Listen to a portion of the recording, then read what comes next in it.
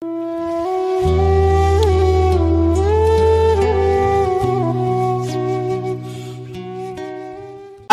kekuatan asing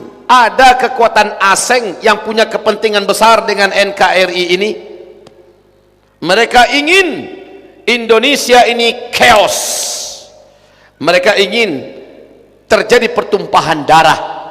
Tapi mereka tidak mau pasang badan dengan diri-diri mereka. Mereka adu anak-anak bangsa ini, kalau perlu muslim sesama muslim,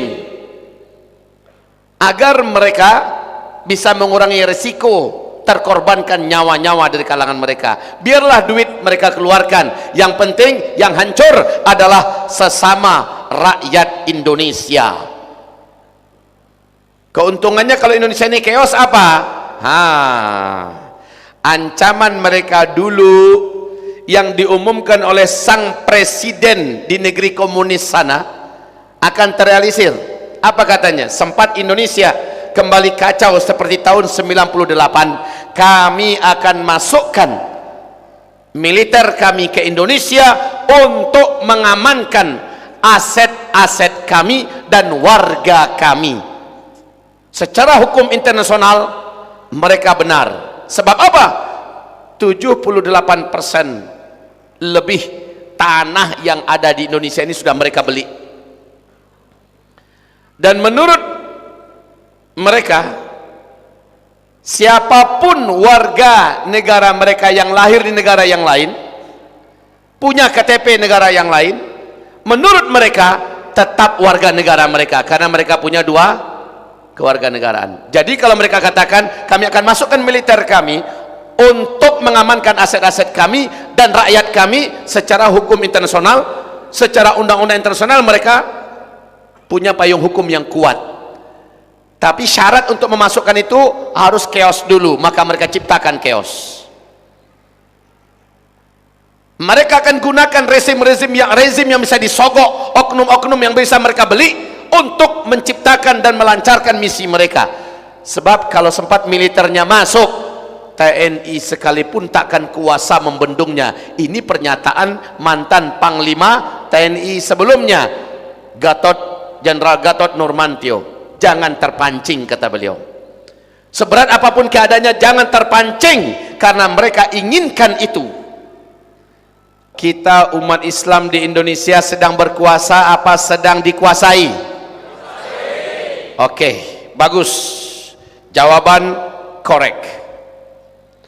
Kita di Indonesia punya power apa tidak?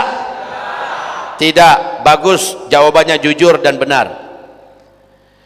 Kita di Indonesia udah siap perang dengan segala kekuatan dan militer apa tidak? Apa tidak? Apa yang siap? Emang punya militer? Emang punya senjata? Tidak. Maka yuk belajar dari sejarah. Belajar kita dari sejarah. Rasulullah saat di Mekah masih lemah. Walaupun ada orang-orang kuat sudah bergabung. Sayyidina Hamzah sudah bergabung. Umar bin Khattab sudah bergabung. Orang-orang yang memang terkenal jagoan juga sudah merapat, sudah masuk Islam. Tapi secara de jure, de facto mereka belum lagi apa-apa. Masih lemah. Sangat lemah. Saat satu persatu orang-orang yang beriman yang mengucapkan la ilaha illallah Muhammadur Rasulullah ditangkapin, disiksa, digebukin, sampai dilepaskan satu persatu kuku, dijemur dan dipanggang, bahkan ada yang dibunuh di depan mata mereka saksikan. Itu apa kata Rasulullah sallallahu alaihi wasallam? Sabran, sabarlah dulu, sabar. Sabran ala Yasir fa inna mau'idakumul jannah. Tolong kalian sabar ya, keluarga yang sedang dalam ujian gara-gara la ilaha illallah di dada kalian, yang kalian lafazkan dengan lidah kalian, akhirnya kalian mendapatkan ujian bertubi-tubi, fitnah, penangkapan, penyiksaan dan segala macamnya, bahkan dibunuh. Sabar, janji Allah untuk kalian adalah surga. Fa inna mau'idakumul jannah. Itu kata Rasulullah di Mekah. Karena kondisi masih lemah.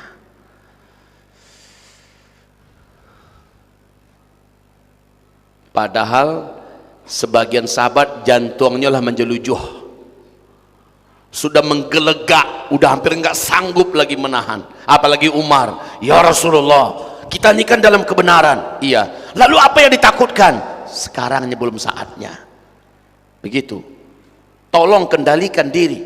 Jihad, jihad, Allahu Akbar, Allahu Akbar.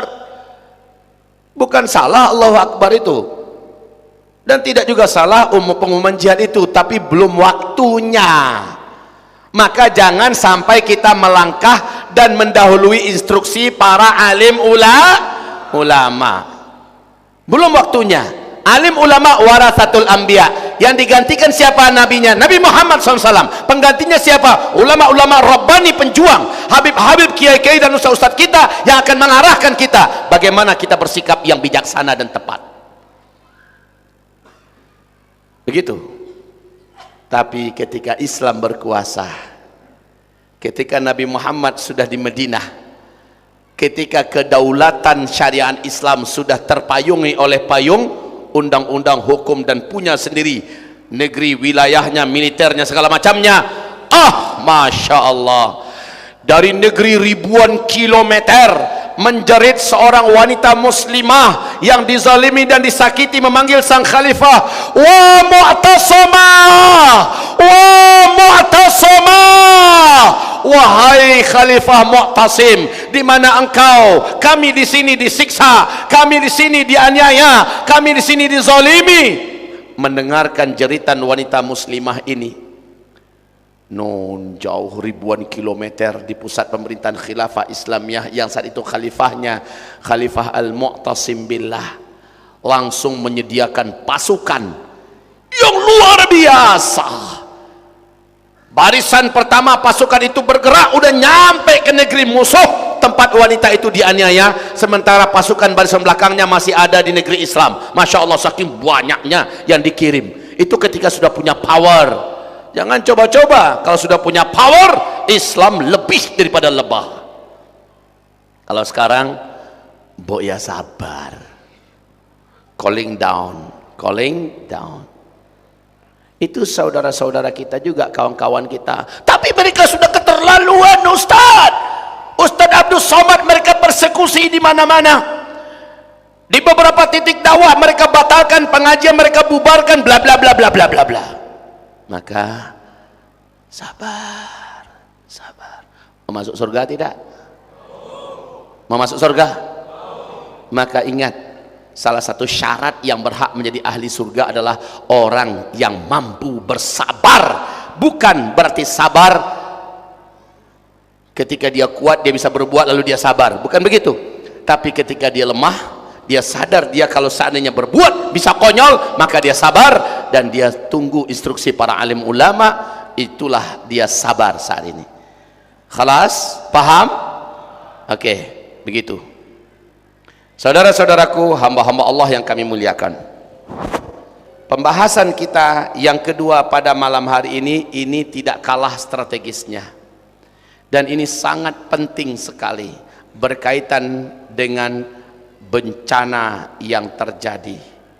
Padang, Sumatera Barat. Coba di kota Padang sudah ada spanduk besar-besar peringatan dari Bapak Gubernur Sumatera Barat.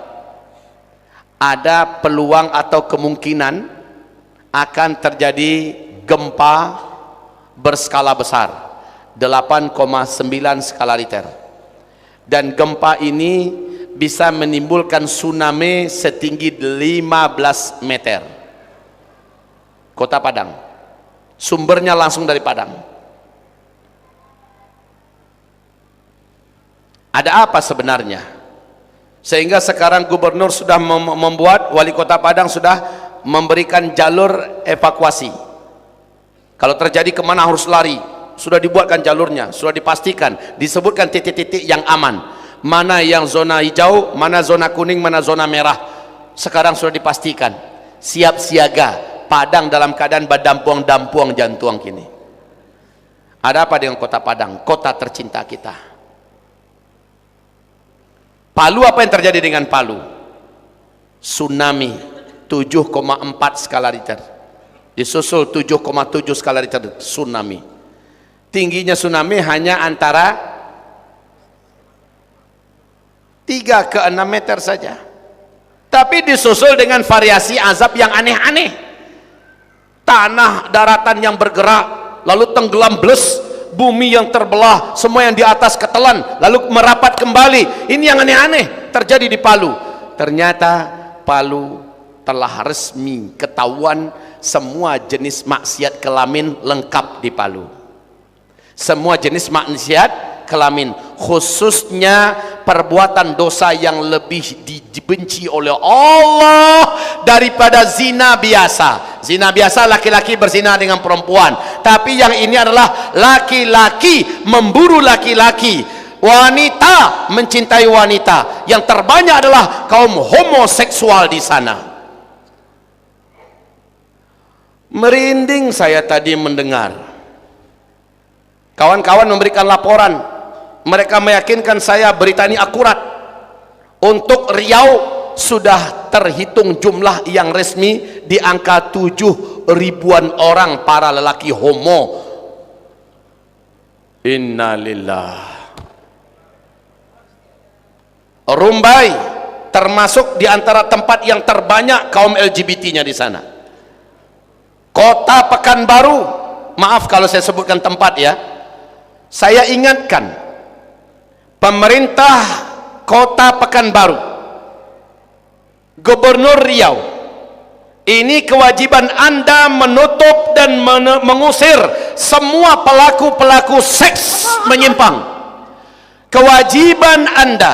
Jika Anda tidak lakukan, demi Allah, apa yang terjadi di Palu akan terjadi di kota tercinta yang kita sangat sayangi ini. Riau sudah rawan dengan bencana. Di bawahnya kita sudah tahu apa yang terjadi. Gempa dengan cepat bisa Allah datangkan, dan cukup pelaku LGBT sebenarnya pemancing terbesar dari bencana. Saudara-saudaraku, memang menjelang Dajjal keluar, ini kan ada di penghujung tanda besar kiamat, di penghujung fase keempat ada 4 tanda besar kiamat. Yang pertama adalah dukhon. Yang kedua adalah Dajjal. Yang ketiga adalah Allah turunkan Nabi Isa alaihi salam. Baru yang keempat, sebagai penutup fase keempat, Allah lepaskan Ya'juj dan Ma'juj. Nah, kita lihat tanda besar kiamat yang kedua, Dajjal. Tolong dibaca kembali buku kita yang berjudul Ensiklopedia Akhir Zaman oleh Syekh Dr. Ahmad Muhammad Al-Mubayyad. Di sana disebutkan para pengikut Dajjal, sebelum Dajjalnya secara fisik keluar menampakkan diri, para pengikut Dajjal itu ada 8 kelompok. Salah satu kelompoknya adalah para pelaku seks menyimpang. Kaum LGBT adalah kelompok yang akan menyembah Dajjal, dan itu tersiapkan terlebih dahulu di setiap kota di seluruh dunia menjelang Dajjal keluar. Tanda-tanda Dajjal akan keluar di dalam hadis sahih Imam Muslim dari Fatimah binti Qais, 100% tanda-tanda Dajjal akan keluar di masa kita ini sudah terjadi. Saudara-saudaraku yang kami muliakan, maka kehadiran kaum LGBT, tugas siapa menyetop mereka? Anda diam saja, maka saksikan bangunan-bangunan rumah yang Anda bangun puluhan tahun akan berakhir tamat.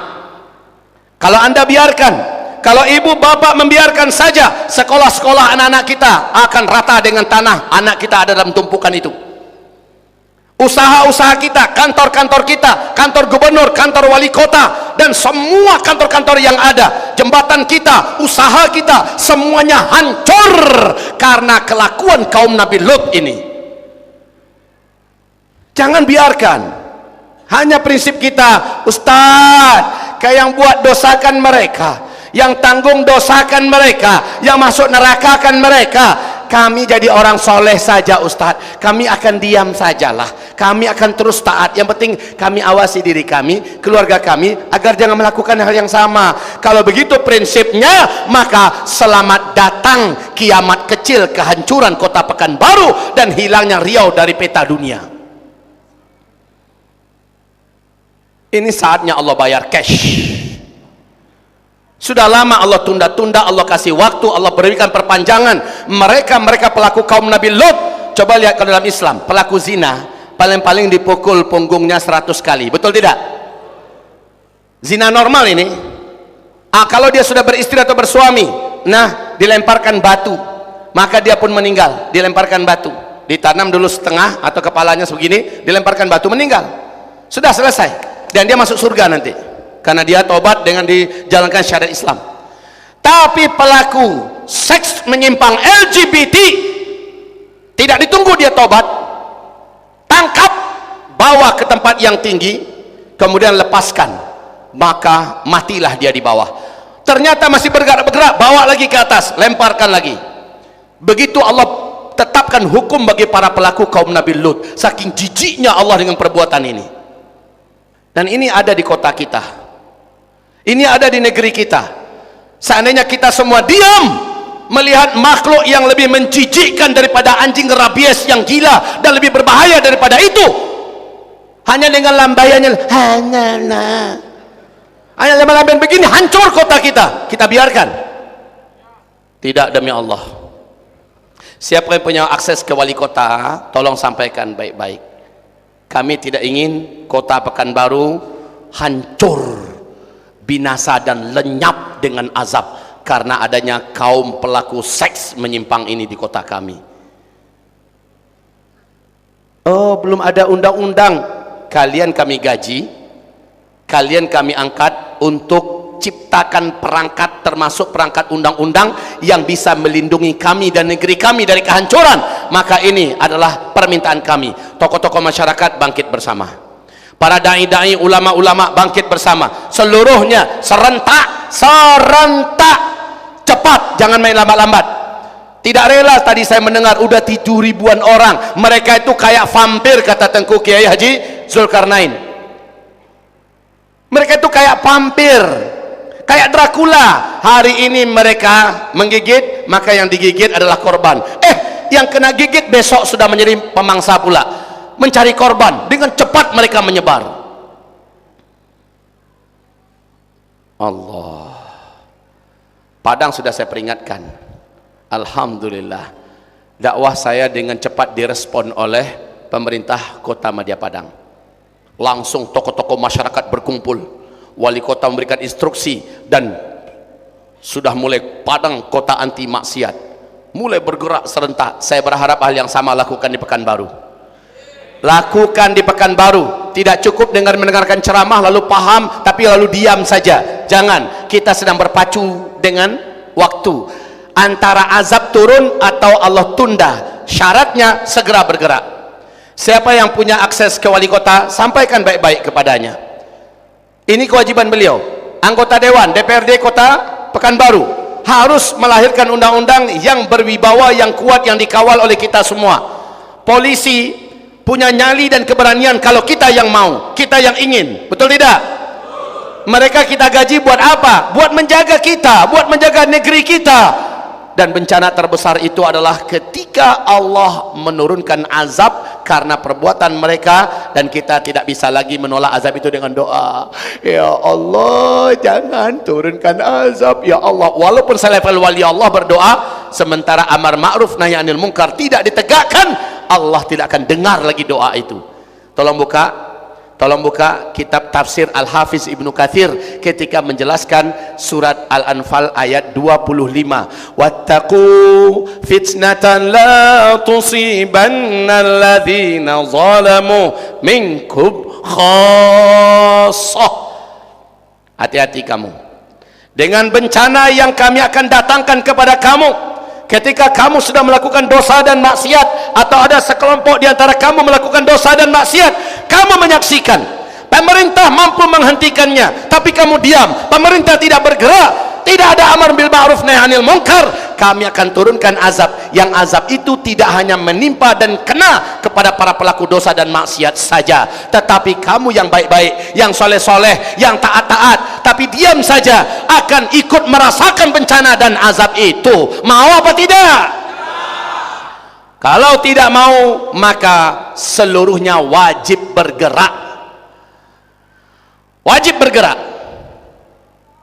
Pekanbaru kota anti LGBT, Rumbai anti LGBT, Panam anti LGBT.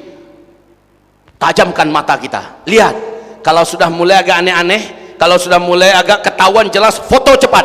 Di mana tempat rumahnya, aksinya, kalau perlu orangnya dipoto. Lalu jadikan orang itu macam anjing rabies gila yang kita buru bersama-sama. Setuju apa tidak? Mereka penghancur negeri. Kita nggak bisa terima, Pak. Kita nggak bisa terima. Saya tahu apa yang akan terjadi. Ini jangan-jangan Ustaz Zul akan hilang nih, segala macamnya. Terserah, saya titipkan jiwa raga saya kepada Allah. Ketemu saya, mereka saya lawan sampai saya mati, atau mereka yang mati. Bu, hati-hati anak-anak kita. Hati-hati anak-anak kita, khususnya anak laki-laki, Pak. Memang ditarget betul oleh mereka. Sekarang ini saya malah curiga, agak sedikit gamang melihat orang gak ganteng-ganteng tapi sudah mulai kemayu-kemayu, jalannya udah bahaya itu. Ustaz, iya. Waktu saya di Padang Panjang, Pak, kota Padang Panjang, waktu itu saya masih pulang ya, tahun 95 dari Mesir pulang. Saya diikuti oleh seorang lelaki ganteng, mengikuti belakang saya, mulai menyapa saya dan mengajak saya untuk perbuatan kaum Nabi Lut. Untung tidak mau pelintir kepalanya.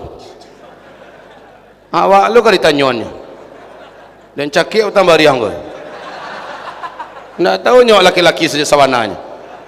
Kini anakmu anak balik ke 7 balik leh, kalau laki sejati itu awak lu ditanyanya di mana lalu malam kodanya.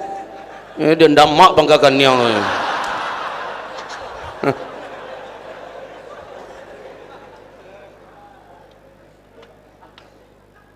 ayo, maaf Pak, ada yang berbahasa begini, ini memang sudah sejak lahir kami seperti ini sudah fitrah bohong, dusta. Sebab Rasulullah bersabda, ma min mauludin illa yuladu alal fitrah.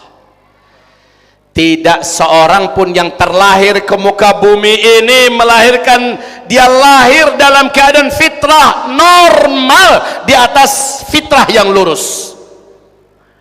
Fajtalathum syayatin, maka setan-setanlah yang menjadikan mereka menyimpang dari fitrah mereka.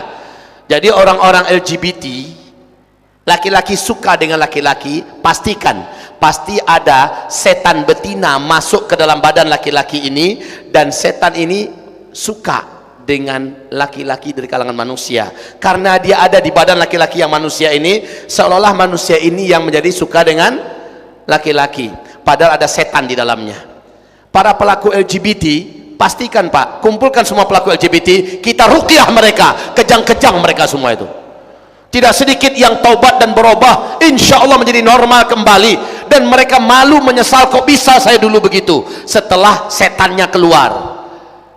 Itu bukan fitrah, persis seperti kata hadis Nabi, fajtalathum syayatin, setan-setanlah yang menjadikan mereka menyimpang.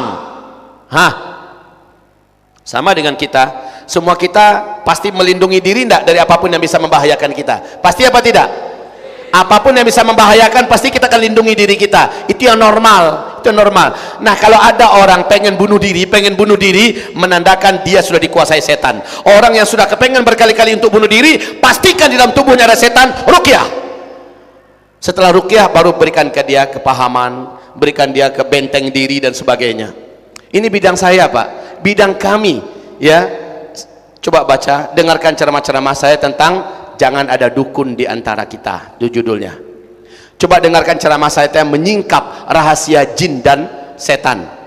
Ya, semua penyimpangan-penyimpangan dari fitrah ada setan di situ. La haula wala quwata illa billah. Pekanbaru dan negeri-negeri sekitarnya akan terkena bencana dan azab besar kalau LGBT dan kelakuan maksiat kelamin ini tidak ditutup. Begitu juga tempat-tempat dosa dan maksiat lainnya. Tapi yang terkuat yang mengundang bencana adalah perbuatan kaum homoseksual ini.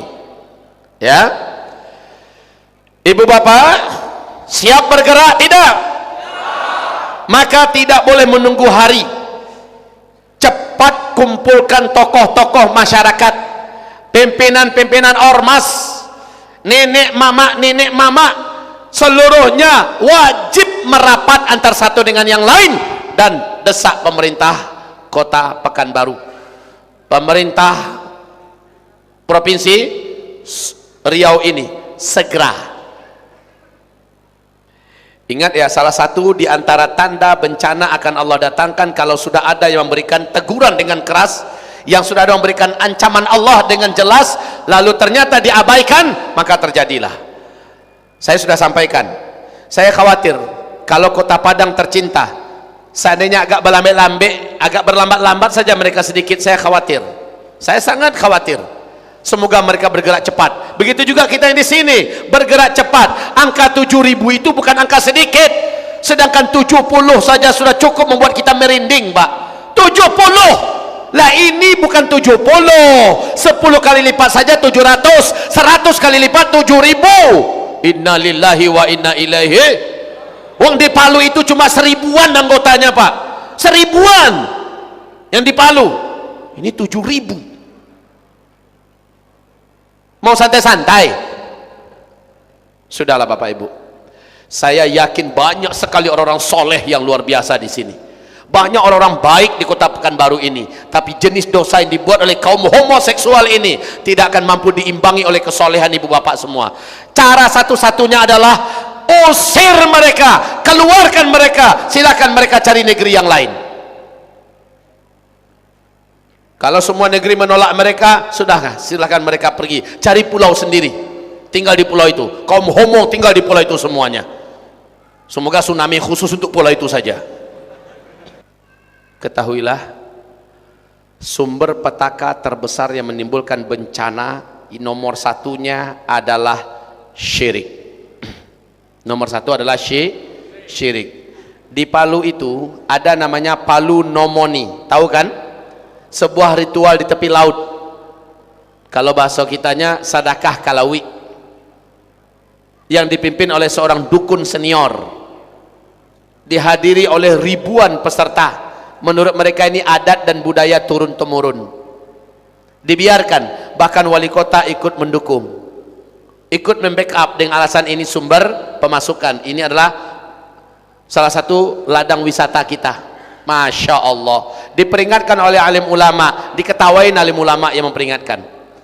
Maka 2 tahun yang lalu ketika diperingatkan lalu diabaikan, yang terjadi adalah pada hari Palu Nomoni itu diadakan, pada hari itu hujan lebat selebat-lebatnya sampai sore, selebat-lebatnya. Lalu diperingatkan lagi, tetap tidak diacuhkan. Maka tahun kemarin hujan lebat pada hari diadakan itu plus dengan badai yang menakutkan. Ini udah peringatan keras ini. Kemarin tanggal 28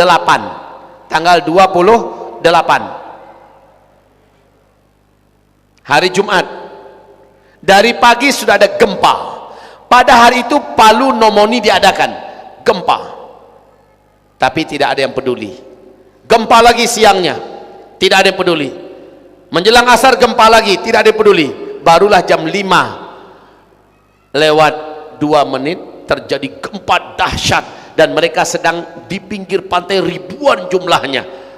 Bahkan dari Satpol PP juga ikut mengamankan, kepolisian juga ikut memberikan pengamanan. Hilang semuanya, hilang ribuan. Apapun acara-acara ritual, maka itu mengundang azab yang sangat cepat dari Allah. Ingat enggak dengan Mbah Marijan? Ingat dengan Mbah Marijan tidak? Mbah Marijan baru saja melakukan acara ruatan ke Gunung Merapi. Jam 4 subuh dia turun. Baru aja turun, gunung meletus. Kapundannya, kapundan itu apa bahasa kita? Bukan lahar, kapundan itu asap panas. Asap panasnya mengejar dengan kecepatan yang sangat luar biasa, dan Mbah Marijan termasuk yang hangus dalam petaka. Sekarang gunung-gunung berapi pada aktif di Ring of Fire, aktif seluruhnya. Jawa terancam gempa yang sangat besar. Jawa terancam gempa yang sangat besar. Di Jawa itu ada 2 sesar raksasa yang bisa bergerak, menyebabkan apapun di atasnya bisa menimbulkan kemusnahan yang sangat mengerikan. Perkiraan gempa-gempa yang terjadi di Jawa ke depan antara 8,9 skala Richter ke 9,5 skala Richter. Jakarta, Pandeglang, Banten juga ada ancaman. Para pakar gempa luar negeri memberikan peringatan. Awas ini, petaka-petaka dan bencana-bencana ini fase keempat. Sumatera Barat juga sudah memberikan warning, dan ini sudah lewat masa, Pak. Sudah lewat masa ini, kapan-kapan pun bisa terjadi. Dan ingat saya katakan tadi bahwa ini saatnya Allah bayar cash. Allah tidak tunggu-tunggu lagi, Allah tidak tunda-tunda. Maka bagi ibu bapak yang tidak ingin kehidupannya diakhiri oleh Allah dengan kemusnahan dan kehancuran, padahal bukan kita pelaku dosa maksiat, maka tolong cepat tutup, tolong cepat padamkan api-api dan titik-titik maksiat yang ada di daerah ibu bapak semua. Serentak gunakan perangkat-perangkat pemerintahan kita yang ada. Serentak, semuanya wajib bergerak. Inilah penyampaian seorang hamba Allah Zulkifli Muhammad Ali. Keluarkan sedekah sebanyak-banyaknya dan niatkan sedekah ini untuk menahan dan menangkis bencana. Tegakkan amar bil ma'ruf nahi anil munkar bersama dengan pemerintah yang ada. Kalau kami dai ini, kemampuan kami hanya menyampaikan, kami hanya memperingatkan. Yang bisa melakukan, yang bisa menghentikan hanya pemerintah dengan dukungan dan desakan kita semua. Bapak Ibu, apakah Ibu Bapak bersedia menggerakkan pemerintah agar mereka punya keberanian? Kalau begitu secepatnya, please secepatnya buka mata lebar-lebar, nyaringkan pendengaran telinga, tinggikan antene. Siapa-siapa pelaku LGBT, cepat orang-orang macam ini dengan undang-undang yang dilahirkan berkat desakan seluruh warga Seriau, undang-undang ini menghakimi mereka, menciduk mereka, menangkap mereka. Terserah mau dialihkan ke negeri lain atau disuruh tobat nasuha dengan ruqyah, kemudian diberikan penyuluhan yang sempurna, atau diletakkan ke pulau yang lain jauh daripada Riau. Biarlah pulau itu saja yang dilulu oleh bencana. Ya, begitu. Baik, penyampaian saya yang terakhir ini, wahai ibu bapak yang kami muliakan, karena ini adalah saat yang genting, waktu-waktu yang tidak terkira-kira akan terjadi kapan saja, maka saya minta kepada ibu bapak semua, tolong persiapkanlah sesuatu yang dapat membuat kita bertahan hidup minimal 2 minggu atau 3 minggu pertama setelah bencana besar terjadi. Kita bisa bertahan, satu keluarga bisa bertahan. Ada tenda darurat milik kita sendiri, dari sekarang siapkan, beli atau tempah. Ada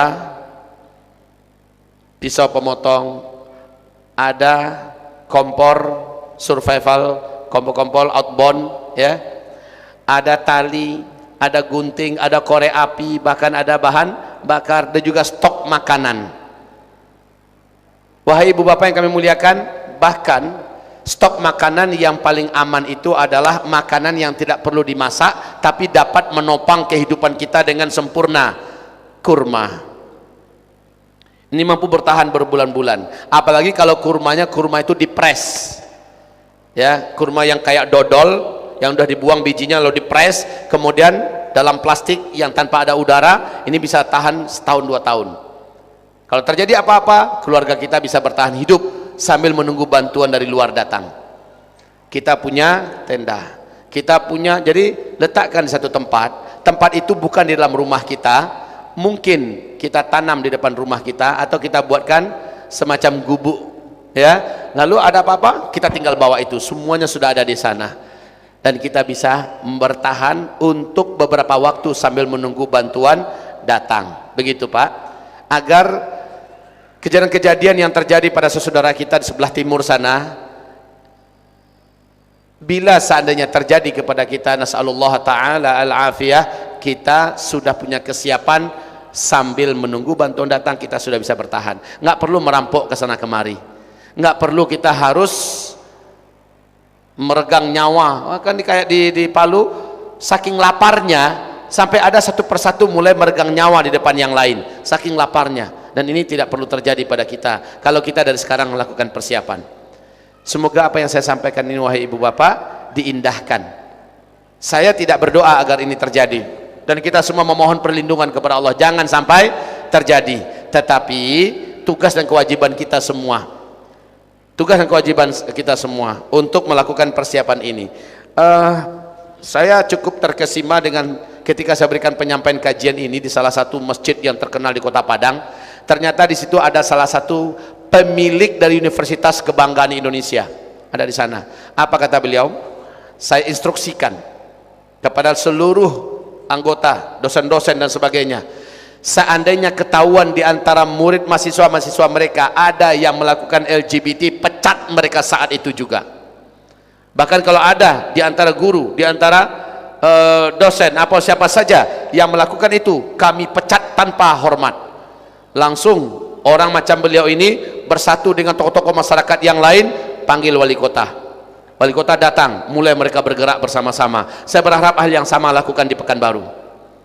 Saya berharap lakukan di Pekanbaru, karena yang punya potensi untuk mengalami penderitaan penyakit kelainan kelamin ini, penyakit seks kelainan kelamin ini adalah para mahasiswa, anak-anak sekolah menengah pertama, anak-anak sekolah menengah atas. Awasi dengan seksama. Kalau udah dengar sekolah banyak LGBT-nya, jangan diam aja, action. Dan sementara lakukan persiapan yang saya sarankan tadi, ya ibu bapak yang kami muliakan. Semoga Allah lindungi ibu bapak semuanya, semoga bapak ibu dan negeri kita Riau yang tercinta ini termasuk yang dijaga oleh Allah. Tapi syaratnya tegakkan amar bil ma'ruf nahi anil munkar. Saya juga berharap dan memohon kepada Rabb yang menciptakan langit dan bumi, mudah-mudahan pemerintah di bawah pemerintahan Jokowi ini segera memeluk dan merangkul hangat-hangat para alim ulama yang selama ini telah mengalami intimidasi, persekusi, dan bahkan kriminalisasi. Tolong hentikan itu. Sebab apa?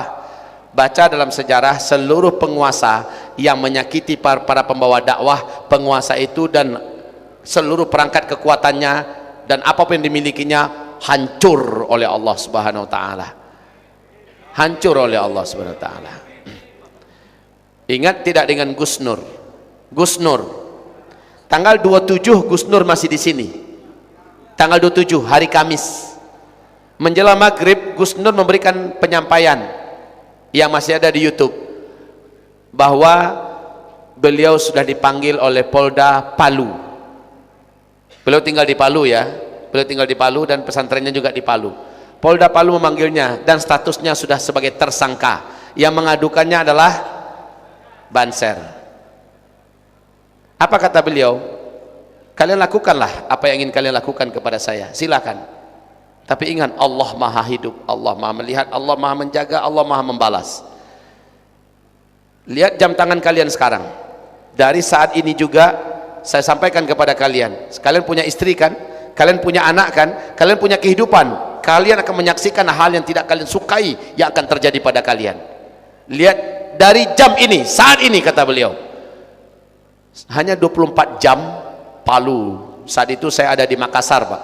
Saya di hotel lantai 10, goyang besar hotel itu, ya.